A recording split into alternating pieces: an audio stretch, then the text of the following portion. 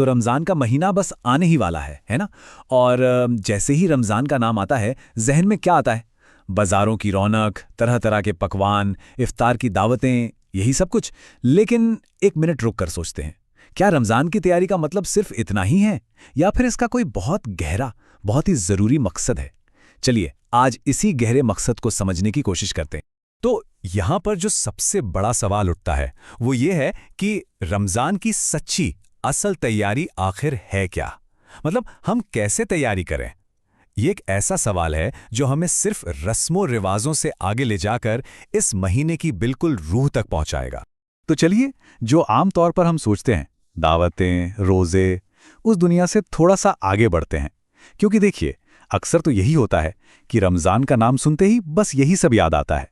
पर सोचिए, क्या हो अगर इसका असली मकसद इन सब से कहीं ज्यादा गहरा, कहीं ज्यादा अहम हो? आइए मिलकर उस मकसद को तलाशते हैं। अब देखिए, रमज़ान की हकीकत को अगर समझना है ना, तो हमें कहीं और नहीं बल्कि सीधे कुरान की तरफ देखना होगा। और कुरान साफ साफ हमें बताता है कि रोज़ा रखने का एक बहुत ही ख़ास, एक बहुत ही स्पेसिफिक मकसद है। एक ऐसी चीज़ है जिसे हासिल करने के लिए ही ये पूरा महीना बनाया गया है। और वो मकसद क्या है? वो मकसद है तक़वा। जी हाँ, यही एक लफ्ज़ तक़वा पूरे रमज़ान के महीने का आप कह सकते हैं निचोड़ है। ये सिर्फ एक शब्द नहीं है, ये रमज़ान की जान है, उसकी रूह है। तो सवाल उठता है कि ये तक़वा है क्या चीज़? अगर बिल्कुल सीधे, आसान लफ्ज़ों में कहें तो ये है नैतिक आत्म अनुशासन। मतलब हर पल, हर लम्हा इस बात का एहसास कि खुदा देख रहा है, और यही एहसास हमें सही और गलत की पहचान कराता है, हमारी अपनी इच्छाओं पर काबू रखना सिखाता है। ये असल में खुद पर कंट्रोल है। और बताएं, सबसे दिलचस्प बात क्या है? ये जो तक़वा है ना, ये सिर्फ नमाज, रोजे या इबादत तक ही महदूद नहीं है। नहीं नहीं, ये तो हमारी पूरी जिंदगी का एक तरह से नैतिक ब्लूप्रिंट है। हमारे बिजनेस से लेकर हमारे घर परिवार के रिश्तों तक, हर जगह, हर काम में, हर फैसले में जो ईमानदारी और नैतिकता हम दिखाते हैं, वही तो असल तक़वा है।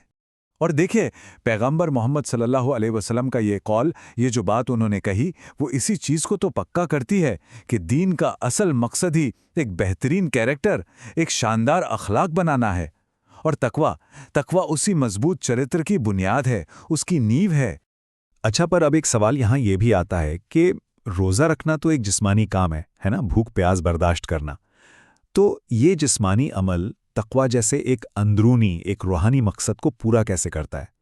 इसको समझने के लिए ना, रोज़े को ऐसे देखिए जैसे ये हमारी रूह के लिए एक एनुअल ट्रेनिंग प्रोग्राम है। ये प्रोसेस, ये प्रक्रिया काम कैसे करती है? चलिए समझते हैं। देखिए, हमें भूख लगती है, प्यास लगती है, ये तो एक बिल्कुल नेचुरल, एक बुनियादी इच्छा है। लेकिन ठीक उसी वक्त हम अल्लाह के हुक्म को याद करते हैं और रुक जाते हैं। हम अपनी ख्वाहिश पर अल्लाह के हुक्म को तरजीह देते हैं। और जब हम दिन में बार बार पूरे महीने ऐसा करते हैं, तो हमारे सेल्फ कंट्रोल की जो मसल है ना, वो और मजबूत होती चली जाती है। और ये कोई छोटी मोटी ट्रेनिंग नहीं है, बिल्कुल नहीं। पूरे रमज़ान के महीने में हम करीब करीब 720 घंटे इसी प्रैक्टिस से गुजरते हैं। जरा सोचिए, 720 घंटे। ये हमारी रूह के लिए एक ज़बरदस्त, एक गहन वार्षिक प्रशिक्षण है। तो इस ज़बरदस्त ट्रेनिंग का, इस गहन प्रशिक्षण का आखिरी मकसद क्या है?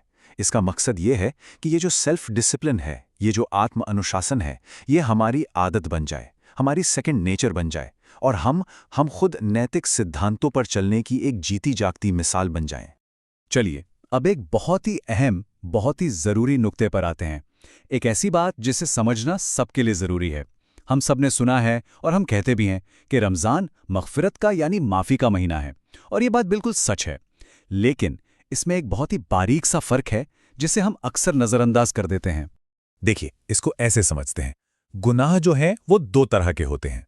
एक वो जो हमारे और अल्लाह के बीच का मामला है, जैसे मान लीजिए इबादत में कोई कमी रह गई, इनकी माफ़ी सीधे अल्लाह से मांगी जाती है। और हाँ, रमज़ान के रोज़े इसके लिए एक ज़रिया बन सकते हैं। लेकिन दूसरे गुनाह वो हैं जो हमारे और दूसरे इंसानों के बीच हैं, किसी को तकलीफ पहुंचाना, किसी का हक मार लेना। और यहां पर बात बिल्कुल अलग है। इन गुनाहों की माफी सिर्फ और सिर्फ वही इंसान दे सकता है जिसके साथ गलत हुआ हो। तो यहां पर जो सबसे जरूरी बात याद रखने की है, वो ये है कि लोगों के साथ की गई ज्यादतियों को, उनके हुकूक को हमें इसी दुनिया में क़यामत से पहले उन्हीं से ठीक करना होगा। कोई भी इबादत, कोई भी रोज़ा या नमाज इन गुनाहों की माफ़ी नहीं दिला सकती, और अगर ऐसा नहीं किया तो फिर आखिरत में इसका हिसाब अपनी ही नेकियों से चुकाना पड़ेगा। तो इन सारी बातों को जहन में रखते हुए अब फिर से उसी सवाल पर आते हैं, रमज़ान की असली तैयारी क्या हुई? और अब हम ये अच्छी तरह समझ सकते हैं कि ये यकीनन सिर्फ दस्तरख्वान सजाने की तैयारी तो बिल्कुल नहीं है।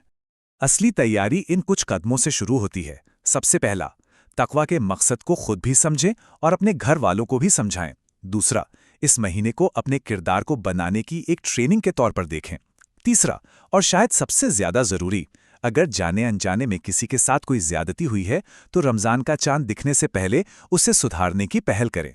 और हाँ, चौथा, कुछ नफली रोजे रखकर खुद को जिस्मानी और जहनी तौर पर भी तैयार कर सकते।